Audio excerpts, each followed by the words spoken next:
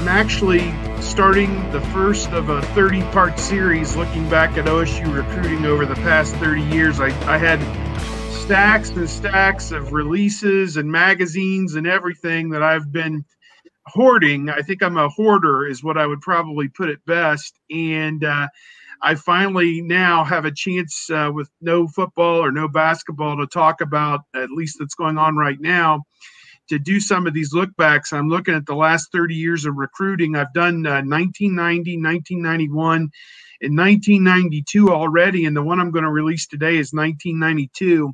And what was interesting was they had the number 6 class in the country that year. John Cooper had just gotten a contract extension. He was a little bit embattled because they couldn't beat Michigan to save anybody's life there at that point. But Gordon Gee stepped up and gave him a contract extension.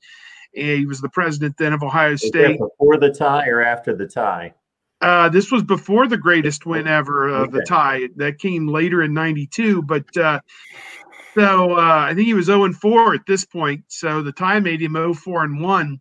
But at any rate, this class, they had Corey Stringer, who was obviously a can't-miss guy, one of the very few guys who started on the offensive line at Ohio State as a freshman, and some other key guys like Lorenzo Styles, who started for a couple years, went to the NFL.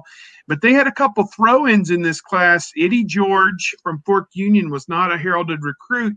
And Terry Glenn, who it took him about 3 years to finally populate once he got his academics under control. But both those guys and Corey Stringer, they were all Americans at Ohio State. And so this class at number 6 on signing day, actually, and there's a ton of other guys who started for Ohio State out of this class as well. I won't bore you with all those details. You can read about it later. But in my opinion, this is a class that on the back end with a Heisman Trophy winner, various All-Americans, high NFL draft picks, et cetera, would have to be a top 5 class coming out based on the results. So they helped OSU win a couple of Big Ten championships, beat Notre Dame, won the Rose Bowl when they were 5th-year players. So some interesting things to think about that, as Mark Pantoni said on the call today, you have the number 1 class right now. And he's like, well, I prefer to look 3 years down the line to see exactly what we got out of that. And that's probably, that Bosa Elliott class 3 years in hindsight looked pretty good. Not sure exactly what they were ranked, probably in the top 5, I presume, on the day they were signed, but even good or better, perhaps in hindsight, with a national championship. It's funny that Steve is doing a 30-day series on this. I am as well, as soon as Steve's series is over and all of the research is done. So there you go. Great. You're going to correct all of Steve's mistakes. Is that what you're going to do? I'm going to do it right. Do you know what's crazy? The people who follow Ohio State football and recruiting, I left one name out of the 1990 one I did yesterday, a tight end by the name of Cedric Saunders from Sarasota, Florida. He started 3 seasons at Ohio State, and guess what? I left his name out, and somebody called me on it. Something from 1991. Somebody knew that I had left out a guy's name from the class. This is the level, as what we used to say when I was at Buckeye Sports Bulletin, and people would call in and say, is Randy Moss coming to Ohio State? We would have these guys call the office around the clock looking for answers on recruits, and we would refer to them as recruiting yahoos. That is the level of recruiting yahoo that is still out there today, that knew all about the 1991 class that I forgot, an obscure tight end. He did start, but my goodness, that name, I had to go look it up to put it back in the story. So yeah, that'll give you the level of devotion that we are dealing with at Ohio State. Don't make a mistake, Tony. When you rewrite my stuff, don't make a mistake, because they'll call you on it. God bless the Yahoos. At Buckeye Grove, we don't call you recruiting yahoos. We call you paying customers. Yeah. So come on board. See, I'm going to let Steve write it. I'm going to let the commenters fix it, and then I'll have everything perfect. When our phones were ringing around the clock and they weren't calling to subscribe, we called them yahoos. Yeah, I know. I get it. No, I thought it was generally the snowbirds calling in to move the magazine from Ohio address to their Florida address. After the Michigan game, they'd stay through the Michigan game, and they'd move to Florida. And then about the time of the spring game, it's time to come back to Ohio. So Beachy PO Football Funk. And if I know who this is, they've changed their handle about 18 times, but you are certainly, just like Kevin would say, the Yahoos versus the paying customers, whatever the terminology, it depends on the dollar sign.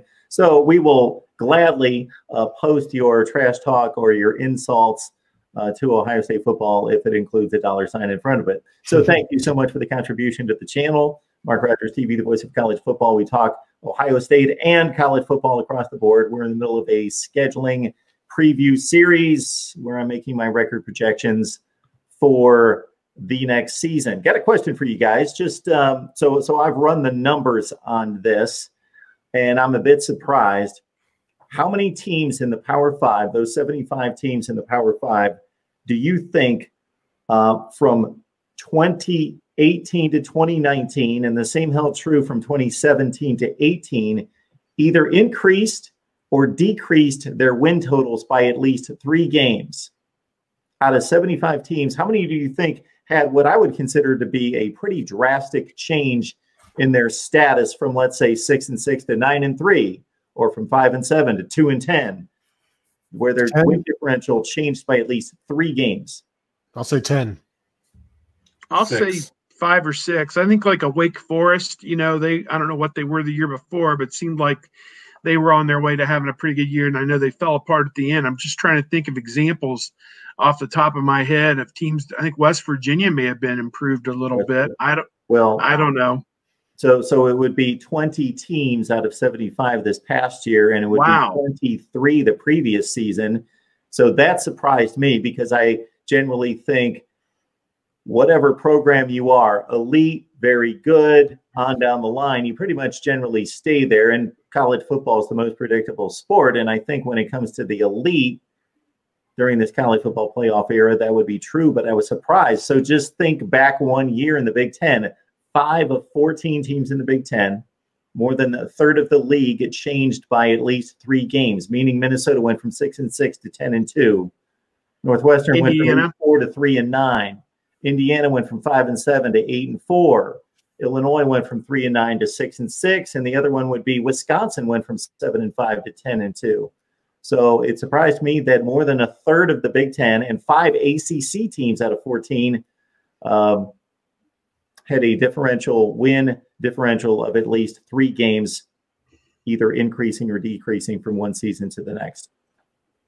I wonder how much that has to do with getting the bad teams at home or being able to beat them on the road, and how the schedule plays into that, because it doesn't necessarily matter where you play the good teams, you're going to lose to them.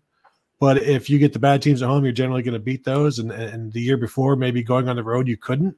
So I don't know. It's interesting that there's so many.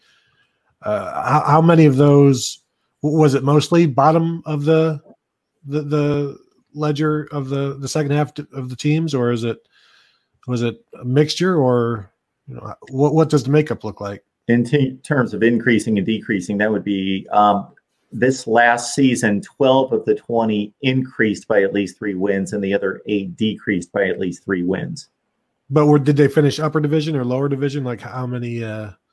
Yeah, I would have to go back and look at that. See, this is the stuff I need to know, Mark. You're going to have to let me roll out my series, and then you can. Thank you. Just let me know when you're done, and then I can convert that into content for me. Thank you. Also have a series coming out here soon in which I will be. Me too. Reassigning. You got a series coming out, Tony? What's that all about? You first, and then we'll discuss it. Thank you. We're realigning college football in the way that it should be. We're adding a 6th power conference, and we've got everybody geographically and historically set with those purposes in mind. I'm digging up videos that I cut 3 years ago that everybody forgot about. Not that they remember them for more than 3 hours or at all, but we can dig those back up and send them out there. Are those 12-team conferences, 16-team conferences? They're 12 teams. I snuck in a 13th a couple times. I cheated. Couldn't get it exactly the way I wanted. But we've got Notre Dame smack dab in the middle of the Big Ten, geographically and historically, with rivalries with Michigan, Michigan State, and Purdue. So damn it, Notre Dame should be in the Big Ten.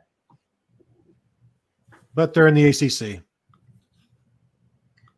What's happened in Nebraska is why you'll never see Notre Dame in the Big Ten. Because of the academic situation? I don't know about academics. I just think that when you have to line up and play the same 6 or 8 schools every year, which I know that they do in a sense. They play USC and they play Stanford and, you know, then Boston College and whoever in Army and Navy or whoever. I mean, but when you have to play and they're in the same footprint as you, I don't know. It is so much more difficult. You have to be truly elite. I think their program, you know, for them to have made the playoff and to make the championship game the year Ohio State couldn't, whatever year that was, 2012, and then to make the playoff here recently. I mean, they've played at nearly an elite level. They've played Georgia and Clemson basically to draws in the regular season, and then didn't come back and play very well in the postseason in the Clemson instance, I guess. But at any rate, I don't know. I just think that you get worn down. I think Nebraska,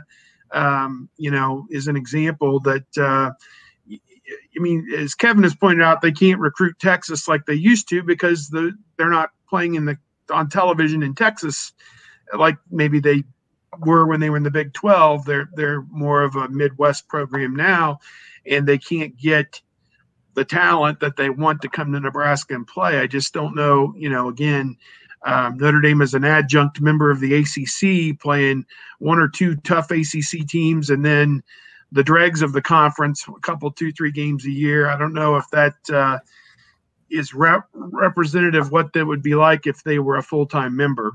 They're 2 tough teams, the ACC. I thought it was just Clemson. Kevin, you beat me to the punch. I'm trying to give them a little bit of the benefit of the doubt, guys.